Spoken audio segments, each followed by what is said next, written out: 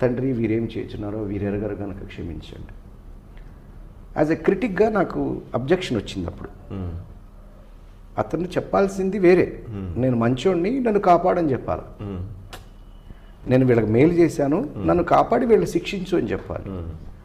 అంతేగాని వీళ్ళు ఏం చేస్తున్నారో వీళ్ళకి తెలియదని, కానీ తను కాపాడమని అడగట్లా, అది ఓకే, డిసైడ్ అయ్యాడు చచ్చిపోదామని.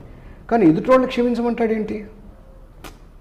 This is not fair, this is not correct dialogue. Dialogue రాయడం రాలేదు మనోడికి, అది నా అభిప్రాయం. ఓకే.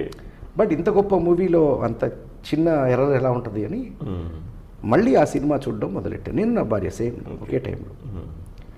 అప్పుడు ఆయన నేర్పించింది, మిమ్మల్ని ప్రేమించిన వారిని మీరు ప్రేమిస్తే మీకు కలిగే గొప్పే ఉంది. సుంకర్లు పాపులు కూడా అలా చేస్తారు కదా. శత్రువుని ప్రేమించండి,